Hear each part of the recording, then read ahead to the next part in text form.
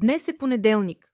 Биткоин се търгува за около 112 600 долара. Да видим какво се случва.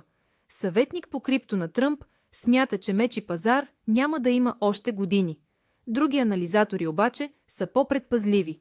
В неделя биткоин падна с над 2% за по-малко от 10 минути. Мнозина сочат към един много голям притежател, който раздвижи пазара. Темите на деня в крипто, движението на цените, нови проекти и регулации. Накратко, беше динамично. Японската Metaplanet влиза в два големи борсови индекса. Това може да насочи още пасивни пари към биткоин и да подпира дъното на цената. Компанията на Майкъл Сейлър продължава да трупа биткоин и през август. Правят го въпреки, че акциите са под пика от ноември 2024. Големи притежатели разменят биткоин за етер. Някои трейдъри гледат цел за етер около 5500 долара. Говоренето за лихвите на Федералния резерв се засилва в социалните мрежи.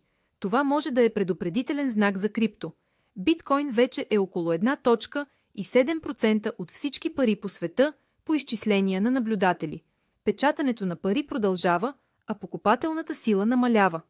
Корпоративните крипторезерви почти се удвоиха през първата половина на 2025. Но някои фирми може би го правят повече за пер, отколкото по стратегия. Настроенията се върнаха към алчност след реч на шефа на ФЕД. Пазарът вече чака възможно понижение на лихвите през септември и биткоин с етер подскочиха. Ако ти е интересно, харесай видеото и последвай канала.